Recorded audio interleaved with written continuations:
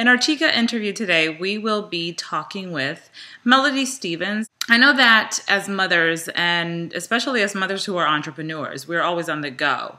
And she has some very wise advice about time management, which I think it's important in any aspects of our life. Welcome, Melody. Well, hi. Hi, happy to be here. I'm so happy to have you. So, we're both moms and we're both entrepreneurs, and we are consistently on the go. And I think that the one phrase that I think is a common language between women, people in general, is I don't have the time for that. It's like a disease. You know, I don't have time for that. I want to do this, but I don't have time for that. I love bringing you on because you're the time millionaire.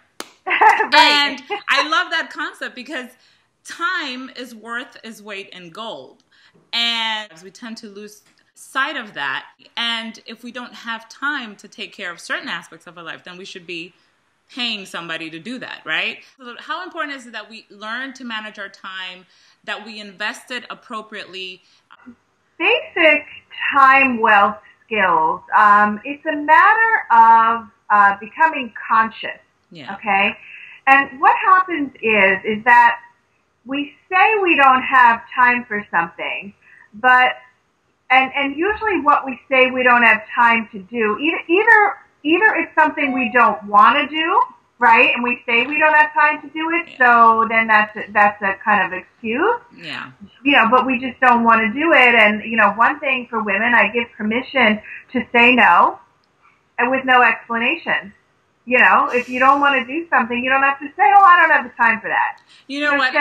I heard you say that in one of our conversations, because you and I go, you know, way back.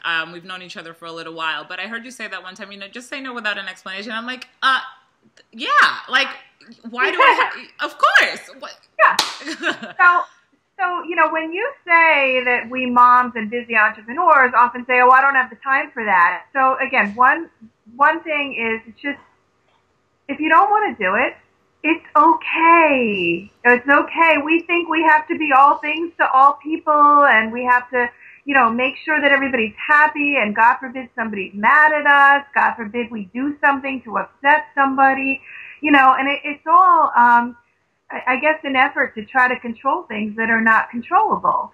So just say no is what, you know, the first thing.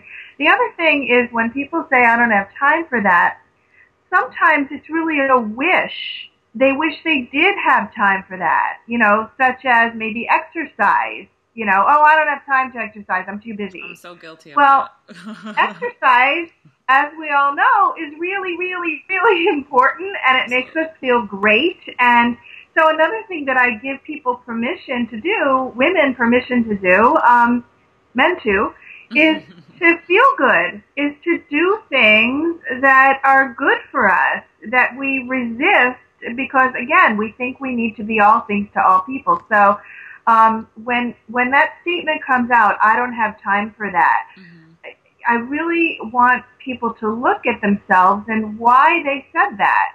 Is it a wish, you know, and that's something, yes, you do have time for that, so you're actually lying, right? Or are you saying, I don't have time for that actually is a lie in itself. Yeah. It's just a lie. So people need to stop saying that. Well, I love what you just said about interest, you know, just you talked a lot about this, and I watched your video on, you know, your interviews with the CEOs, and one of the important things that was common among all of them was introspection. Is really, I think a lot of us don't take the time to introspect and really analyze, you know, well, why am I saying that? Why am I really saying that I don't have the time? Is it really because I don't want to, or is it really because I would like to? And, you know, something's not working in my life that isn't allowing me to do that. And that's huge. That's huge. Right. And also, you know, and so the next step, you know, once you stop saying, I don't have the time for that, you know, and again, just say no or yes as appropriate. And is to look at what the biggest human time wasters are. And, you know, I use these words, you know, with a very loose definition. I'm not saying everybody, you know, is, you know, an addict or anything like that, but it's really obsessions, compulsions, and addictions are the biggest human time wasters. And see, the thing is, I mean, I did some research, and actually the 12-step program has got like 250 different kinds of possible addictions just in the 12-step program. So, I mean, you can be addicted. There's Video Game Addicts Anonymous. They meet in like New York and major cities, you know, and then there's, I mean, the biggest time waster, or really, frankly, an addiction that's growing, I'm sure you can guess, it's really the internet and technology. Absolutely. So, you know, people are checking their BlackBerries, which is now lovingly called a Crackberry, you know, 27,000 times a day, you know, and we're responding to every single beep and text that comes in and messages. We're checking our emails every 10 minutes. We are, you know, we're constantly distracted. And so, you know, I have a master's degree in music education, and I studied the science of the brain and science of learning a lot. And it's actually impossible to focus on anything but one thing at a time. Yeah. And yet, we are so distracted. We are in sound bites, and so that's going to eat away at our time, because it takes time for the brain to switch from one activity to the other. Yeah. And so what happens is, when we don't do the things that we wish we had time to do, okay, we wind up being depleted and not as happy as we would like. Yeah. And that slows down our time as well. And then we wind up eating nacho chips in front of the television late at night, right? Which slows us down even further. Exactly, exactly. Right? I always have a saying that I tell my my friends, and I saw somebody post this on Facebook the other day, and I could the only thing I could do was just laugh hysterically. You know, when today's one of those days when you have so many things you do, you go and take a nap. Like that's right. Because I, again, guilty. I've done that. I'm like, oh my God, I am so overwhelmed.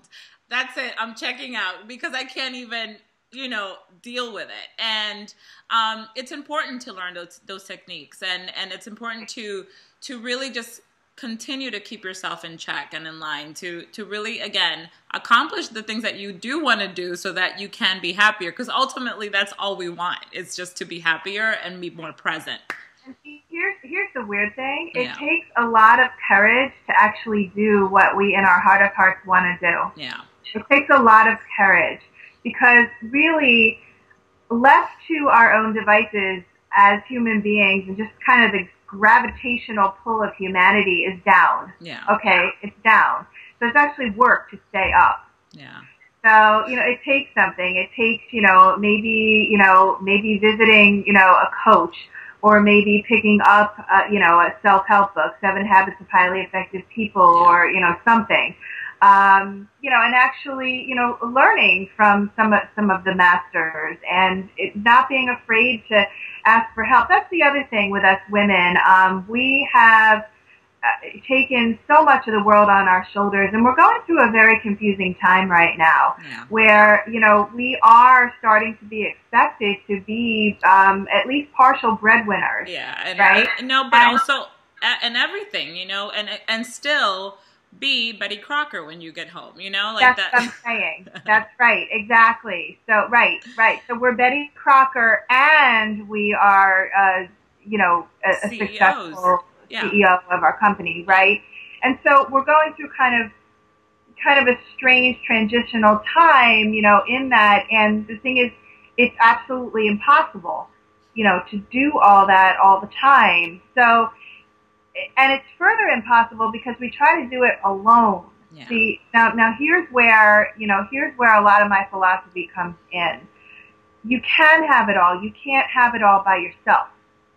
And I love that you're saying that, because I was going to touch on, and I know that you always talk about that, through your courses and your coaching and even the conversations we've had is, and I firmly agree, you can do it, but you cannot do it by yourself. It's just, no, you it's can't. Impossible. You have got to have help. Yeah. If you're going to be an entrepreneur with a successful company and have your children and your family intact, okay, and have dinners on the table, and there is no way you can do it all by yourself. You've got to have help. You've got to take the risk.